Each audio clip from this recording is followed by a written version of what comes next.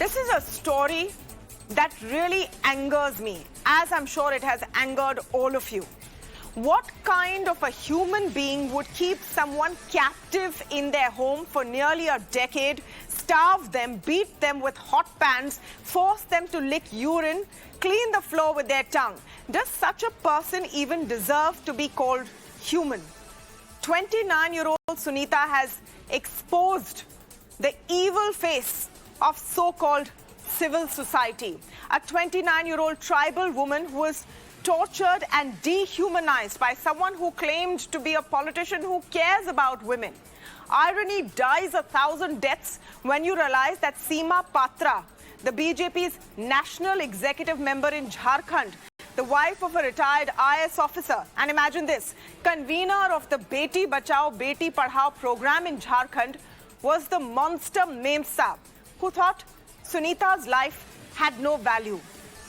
Seema Patra has now been suspended from the BJP, arrested, sent to 14 days judicial custody. But what about the 10 years of torture that she inflicted on this tribal lady? After being rescued, Sunita narrated her ordeal from a hospital bed.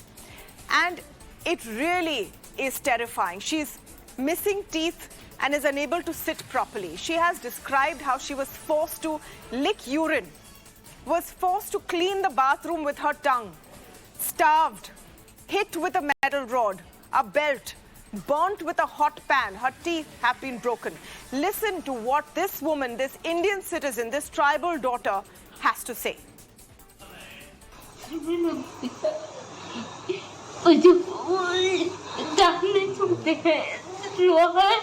हाँ लोहा का उससे मारा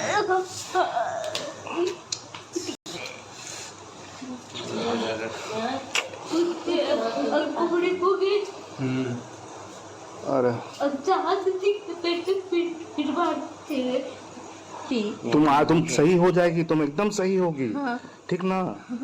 है ना? हम चाहते हैं ना जब ठीक होगा ना हम आगे और पढ़ना चाहिए। एकदम एकदम हम लोग पढ़ाएंगे बेटा, हम लोग पढ़ाएंगे बाबू। जानते हैं जब पकाने गई ना तब वो जो बेल्ट है ना उससे मारती थी। आपको उसका बेल्ट था ना? हाँ, और जो ना छोटा और करती थी ना। आपको कलछी से मारी है? वही मारी मैडम? हाँ। सीमा पत्रा। हाँ, और जानते हैं भैया जो गरम तवा चला तुम्हारी। मारपीट भी होता था? जी। कैसे? क्या मतलब नहीं बताइए कुछ। वो जो घर में तुम्हें काम करती होता था माँ तब मार के।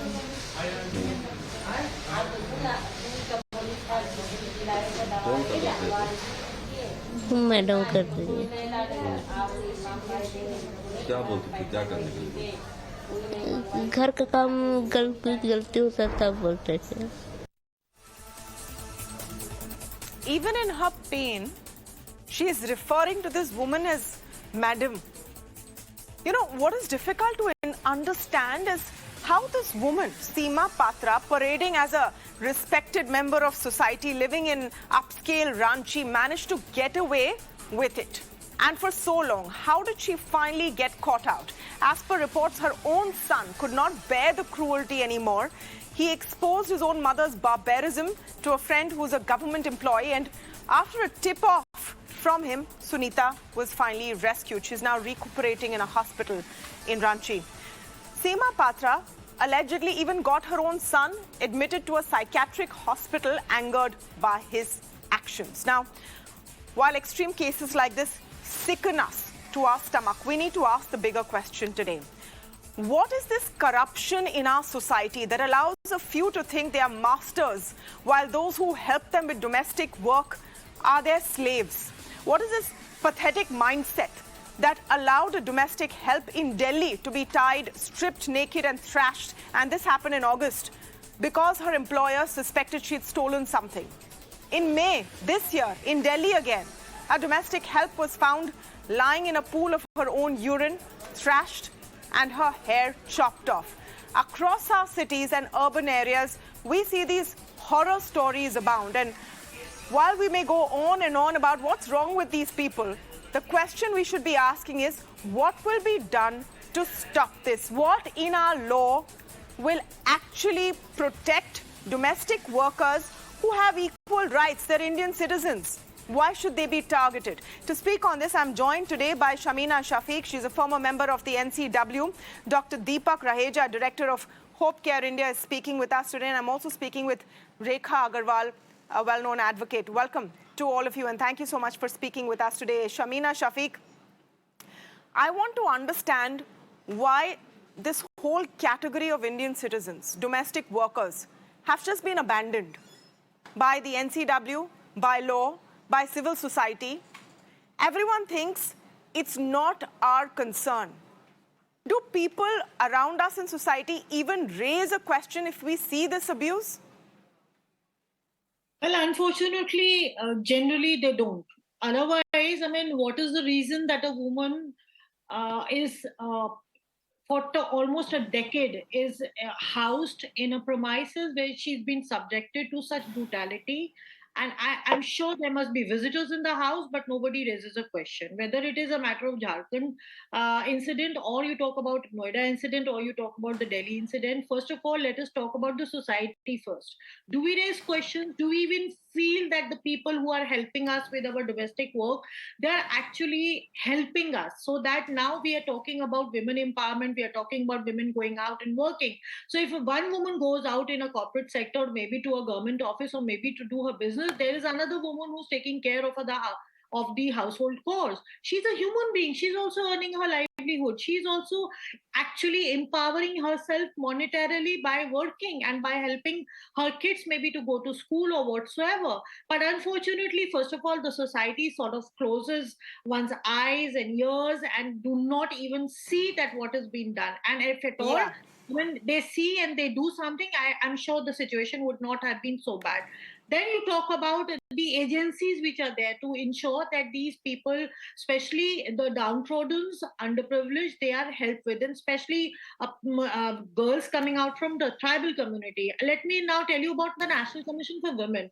There are endless numbers of reports in National Commission for Women as to how, I mean, there were girls from the tribal area, from Bihar, from Jharkhand, from Odisha, and so on and so forth. Women, girls especially, brought up to Delhi, or for that matter sent to other parts of the country for being a domestic help, and then being subjected to such brutality. This is not the first incident. Yes, Shamina ji, can I ask you something, please? What exactly is the role of the National Commission for Women? And I ask this with all seriousness and due respect, because in the last few days, all I see is, after the event has happened, highlighted usually by the media, the NCW will shoot off a letter saying that please respond. Why do we need the NCW to shoot off a letter after the incident? Isn't the National Commission of Women supposed to be there to help people while they are distressed? Why was there nowhere that Sunita could reach out? Yeah, this is what I'm trying to come to. That NCW, I mean, there are researches which are taken up, and there are reports on those researches. There are papers written by the researchers which are there very much in NCW, which show annually as to what is the status of women, whether in terms of state or whether in terms of the national arena, or for that matter, subject-wise. Now, as far as NCW is concerned, you have to work in tandem with the State Women Commission. You will have to figure out where are the loopholes where women are subjected to such brutality, whether it is sexual offense, or whether it is domestic violence, or whether it is dowry violence, or for that matter... Ma'am, just writing reports is not going to be enough. I'm not talking about reports, my dear. I'm saying there are reports which tells the commission as to where they should prioritize to ensure that they actually spring an action much before any such incidents takes place. This is their duty. This is their duty to find out as to what are the agencies, whether it is the police department, whether it is the NGOs, even the civil society, what are they working for? But unfortunately, unfortunately, I hate to say this because I'm a former member of NCW. The kind of work that NCW used to do, or why the NCW actually came into existence long, long ago, was to ensure that women in this country feel safe, and there is an agency, a centralized agency, where actually women can, or even men can, report crime against women. But unfortunately, in the past few years, especially after the BJP, we don't see the National Commission of Women working on the lines for women at large. It's basically prioritizing its action in terms of politically how they can help the ruling party, which is not supposed to be done. I hate to say this, but this is the crude reality. No, right? but we have to face the reality, because whether the NCW is acting politically or not, or picking their battles, I mean, in this case, I don't think anyone can shield Mrs. Seema Patra. Not her former IAS officer husband, not the BJP that has quickly, washed their hands off her, not the law. No one should be able to shield her, but the NCW has to look inwards and ask itself why it's not available to people in need. Rekha Aggarwal, I want to understand how Seema Patra will be dealt by law. Today, while being taken away, she's told reporters that I'm being framed. She's obviously a powerful woman belonging to a prominent political party who has now suspended her, but she has these contacts. Sunita has no one standing with her today. How will we ensure that Seema Patra doesn't get away with this? I just want to say one thing. Sunita has the entire country standing with her today. I'm sorry. I hope so. I hope so. I hope after the headlines, die out on this, people are still standing by her. And the Jharkhand government should step in. The central government should step in and ensure that this woman who's gone through this complete trauma for the last 10 years is rehabilitated. But I want to come to Rekha Aggarwal on the ambit of the law, because there is no clear law that covers the rights of domestic workers, is there?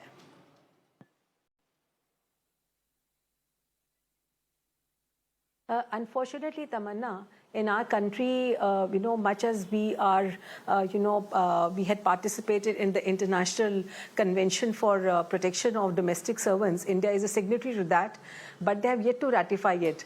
And there is no specific law which deals with the domestic workers of the unorganized sector. There have been two laws in the year 2008 as well as in the year 2010. In 2008, we had this law which is called the Domestic Workers Social Security Act, which was followed in 2010 by the Domestic Workers Welfare and Social Security Act. But despite these two acts which have been enacted in the year 2008 and 2010, we still do not have any specific law which can deal with the domestic workers, particularly the female domestic workers who are exploited so brutally as we see every day in and day out, by wealthy employers, who actually keep them captive and treat them like slaves and treat them in such an inhuman manner. So in the case of Seema Patra also, an FIR has been registered under various sections of the Indian Penal Code, causing simple injury, causing grievous injury, keeping somebody in confinement, treating her in an inhuman manner, and as well as under the SC/ST Act. But what is sad is that despite the fact that the 2008 and 2010 laws have been enacted, yet they are simply on paper. And the other laws that were there, to protect the labor community at large, for example, the Minimum Wages Act or the Maternity Benefit Act, Employment Insurance Act, none of these various laws that are there, which are there to protect labor class in general, does not have any specific provision for keeping the safety of domestic workers in mind. So by and large, in our country, domestic workers who are often called as maid servants, these people remain on the unorganized sector. All these bureaus, service centers which are there, and these poor vulnerable women who are got from girls, who are got from the tribal sector, very often they're even minors. So, it's simply like a trading, of these servants takes place, and they it's are modern day kept slavery. in confinement, they're not given food. Wait a minute, let's call it what it is.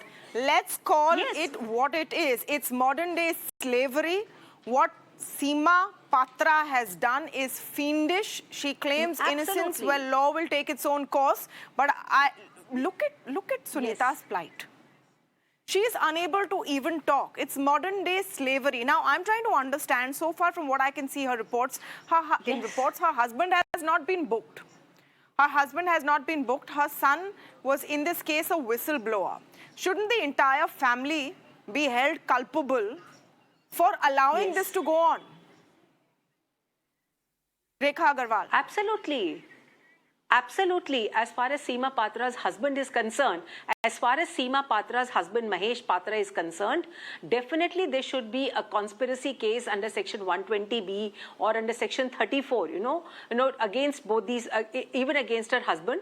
As far as her son is concerned, if he's indeed a whistleblower, that has to be seen, or whether this is all, a camouflage, to put him, under the mental asylum and try to make him out to be a psychiatric case. That time will tell, and one has yet to see what is the age of her son, whether he is a minor or a major, but I presume that he must be a major. And I would say that prima facie, an offence should be made out against all the three persons, though of course in this present case, the son is the complainant. So the case cannot be immediately, the FIR cannot be against the complainant himself, but over the complainant is the son's friend. By the Jharkhand the police. complainant who tipped off the Jharkhand police is the son's friend. The son's friend, a government employee, is the one who tipped off the Jharkhand police. Therefore, so the son's friend, yes, it is not the son. It is not the son. Yes, it is not the son. So therefore, obviously now the friend who has made the complaint, he has made the complaint on a hearsay story of the Seema Patra's son. So therefore, the first thing that is going to be done by the defense attorneys is to pick holes in the complaint which has been made by the son's friend. That is, it is only based on hearsay evidence that the complainant does not himself have any personal knowledge of the gruesome, allegations that are there against Seema Patra. So be that as it may, at the moment, thanks to the media, I would say that there is at least a FIR under various sections of Indian Penal Code: simple injury, grievous injury, keeping a person under confinement, illegal confinement, treating her in an inhuman manner, under the SC/ST Act, etc. So as a moment, as Seema Patra, as far as she is concerned, a prima facie case was made out against her, particularly because I think that the girl who had been kept captive, she was rescued. So the biggest evidence that was against Seema Patra was that the maid who was working over there, the young girl, who was caught in an almost dying state over there, it'll be a pity, it'll be a blessing if she's ultimately saved, and who was battling for her life. So I think the biggest thing which went against Seema Patra was the fact that the girl was actually rescued. So the girl is an evidence itself that the story is prima facie true. So, however, I would state over here that the state of affairs is very, very dismal as far as unorganized workers are concerned. I have myself been a witness to it time and again, how we see the mindset of the rich upper class who thinks actually themselves as God in front of these ayahs and maid servants who are there, who keep them in confinement, give them a rotten life, do not give them enough food, because these girls are illiterate, poor. So it's a lethal combination of poverty and illiteracy, and that is what gives impetus to these so-called rich memsaabs, to treat them in this shoddy, inhuman manner. Monster memsaabs. Having said we're calling them monster memsaabs today. Code itself is. Yes, monster memsaabs, absolutely, absolutely. They deserve to be called, they do not even deserve to be called monsters. I think there is anything word which is worse than that should be applied to them, and I think that it is high time that despite the fact that we've got a very, very strong Indian Penal Code which can take care of any offence committed by any person against anybody else, but we do need special laws, especially the 2008 law and the 2010 law should be put into force so that unorganized, the girls who are working in the unorganized sector, who come from tribal areas to big cities and who are kept in confinement and brutalized by the memsaabs, their work is regulated. The only law that we have as of now is the Protection of Women from Sexual Offences Act. But the problem that comes is, yes, the only law at the moment is that law. There is no other specific law, because the fact that the home is also the workplace. It is not your private place. It is the workplace as far as these maid servants are concerned. So therefore, due respect has to be given to the fact that these girls who are coming from who are in the unorganized sector, for them the house is the workplace. So they need to be protected not only against sexual offences, but any other kind of inhuman act which is committed against them. So there's so many aspects to this. There is the caste aspect. This girl was from the tribal community, and the SC/ST Act has also been applied in that FIR. We have to see the law take its own course. The fact that she was beaten, starved, physically assaulted, mentally traumatized, held captive, and then there was an attempt to cover it all up. I want to understand from you, Dr. Raheja, first from the point of view of Sunita and what she has gone through. For the last couple of days, she's been lying in a hospital bed, surrounded by media people. I'm sure it's not easy to speak again and again about her trauma. Will she be able to come back to a normal state of life after all of the trauma? What is the kind of help she needs right now? So I think what she needs is going to be definitely, truly psychological rehabilitation. So the law will take its own course, and we've been talking about it. So what's really important is to take a case like this, which has been able to muster enough media attention, as a nodal case, which then can be utilized to understand how an horrific and a ghastly act like this can happen in the world today. And this is probably the hugest form of torture that we've come across, but a sub-minimal torture a sub-syndromal, not such a horrific torture which happens in houses on an ongoing basis by these term that you've coined, Monster Memsaab. It can be a Memsaab, or it can be a Mem Sir, or it can be anyone in the household. The whole idea of being able to treat a worker, and like the lawyer beautifully said, that it is a workplace for them. It's home for you, but it's a workplace for them, and they are earning a livelihood. And one of the things that really comes to our mind is that how for 7 years or 9 years, whatever the time frame was, that this 29-year-old sustained the trauma and stayed put there. And the most plausible explanation to this is that, unfortunately, in this power struggle, they are left high and dry in wanting to earn a livelihood. And with the Jekyll and Hyde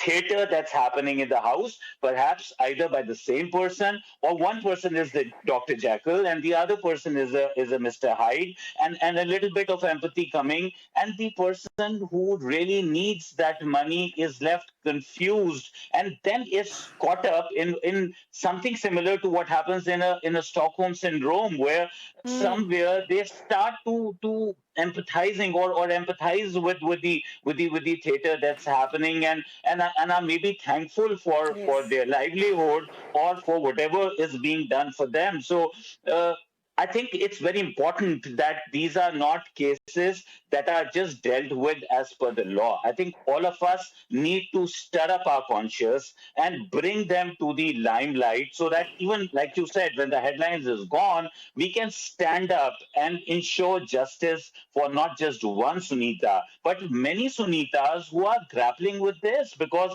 this whole spiel of I'm the master and there is a protocol on how you are supposed to act in the house, how much food you are given, what kind of food you are given, the living condition, they are deplorable, and I don't think this is acceptable, because they are working and they are making possible for you to just not earn a livelihood, but to do businesses and to... They're doing a job. People have to sit up and realize that this individual is doing a job just like you are. Just like I'm doing a job, just like Shamina ji, Dr. Raheja, Rekha Aggarwal has a job. That's the same way someone who works as a domestic worker is also doing a job. doesn't make you higher or bigger. I just, one more point, Dr. Raheja, and this has been bothering me. What is wrong with Seema Patra? Can we try and understand the psyche of a person who would inflict so much damage and torture? It seems beyond the pale of humanity. I mean, the only two words that come to my mind is denial and a total lack of insight. These are people who don't fear consequences. These are people who are drunk on power. These are people who feel that they can get away with blue murder. They can get away with everything because they have the money and the contacts, and they just lose total empathy. And they just don't fear any consequence. So somewhere in their mind, such people possibly feel that they are justified and the victim deserves what they are going through. They feel that the victim, to be able to set into place, into their own right place, needs and deserves a treatment like that. And in between, like I said, the Dr. Jekyll and Mr. Hyde, they tend to be kinder. And then with that kindness, they don't really gratify the relationship with the victim. They gratify their own relationship with themselves, probably basking in grandeur for that little that they possibly try and do for them in between periods of unsurmountable pain that they afflict upon the victim, so I So think you mean these people actually think that we are being kind? At least we've given someone livelihood. At least we've given her a roof over her head.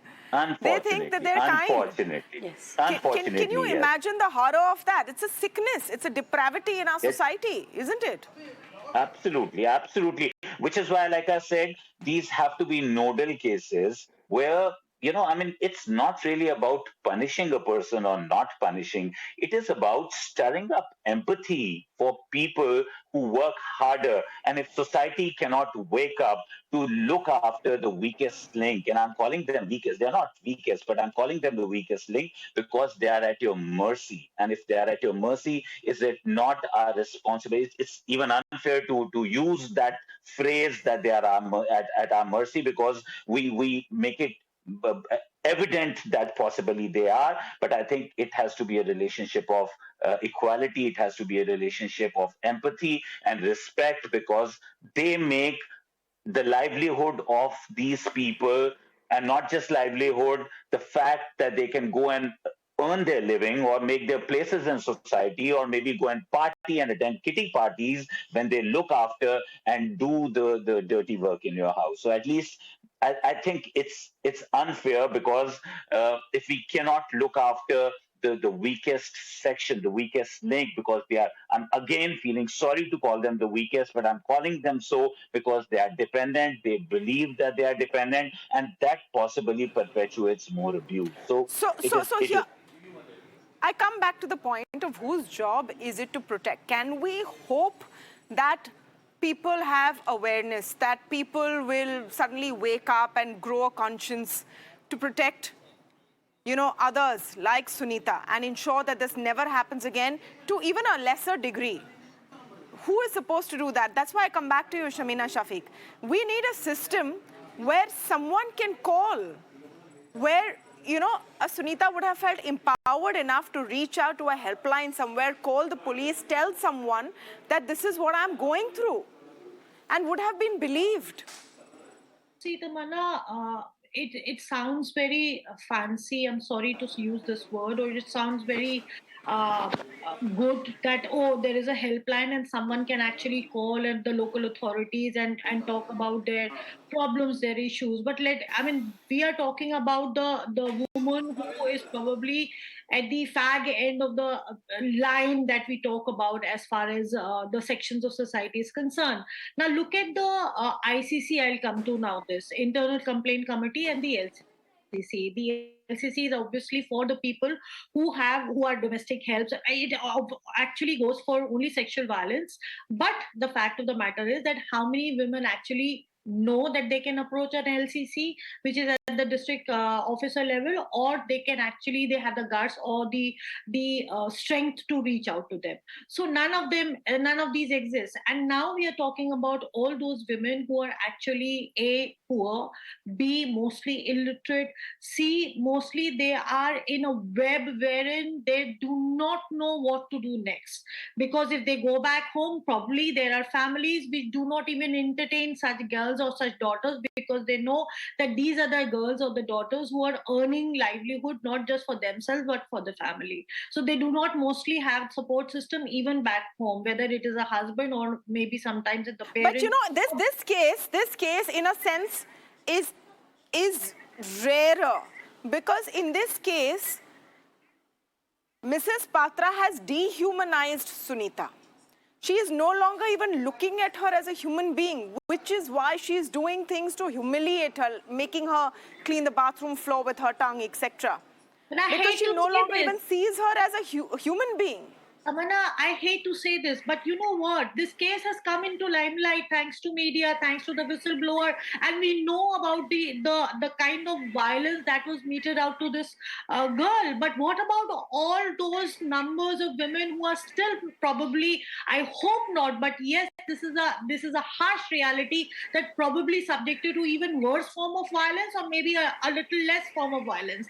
But this is the crude reality of our society. And if you're talking about a helpline or something, then who is responsible to ensure that the number reaches out to every woman? It's obviously the government. It's obviously what is the alternative then? I want to understand what the alternative is, because there's no point of discussing this without figuring out some solution. When you have a Samaj Kalyan Adhikari at a district level, you have a social welfare officer at a district level, at every district. What is the role of that officer? What are the duties of that officer? Who is actually talking to them? Where is the entire system mechanism in place? And if it is in place, is it only on papers, or it is actually in practicality? No, it's not. And who is answerable to it? Is there any audit? Is there any social audit done? No, there are no social audit done. Most of the time, these girls, these are underage. They are below the age of 18 years and they're working. I mean, in this case, she's what? She must be working in that household probably when she started working, probably when she was not even 18. So where are these mechanisms? These social welfare officers, what is their duty? Is somebody asking them? Nobody is asking. Thanks to media, we get to know about a case. We are saying we are standing for her. But what about hundreds of other such girls or thousands of such That is the question. That is the question. There has to be a system in place. Maybe everyone who has, maybe every household who has a full-time domestic help needs to have this registered with the local police station. Someone needs to go and check up on them regularly. Yeah. You can't just let, you know, millions of people slip through the cracks. Rekha Aggarwal, what is the system we need to put into place?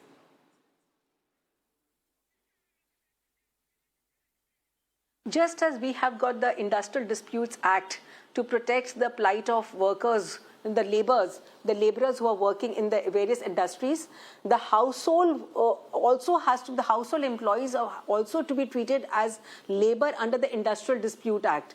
So I think just as the labor laws are there to protect the workmen who are employed in various industries, these domestic servants, whether they are male or female, who are working in an unorganized manner in the domestic houses. So the domestic houses, the households have to be recognized as workplaces under the law. And just as workmen are given minimum wages under the Minimum Wages Act, and there are various other laws to protect the the lives of laborers in the various industries, those same laws should be applied to the girls and boys, little girls and male servants and maid servants who are working in the unorganized sectors in the domestic houses. As long as that is not done, all these discussions that we have will have no meaning. We will talk about them and forget about them until a new topic comes up for discussion. I think at least let's start by saying that nobody is anybody's servant. As far as these tribal nobody is anybody's servant.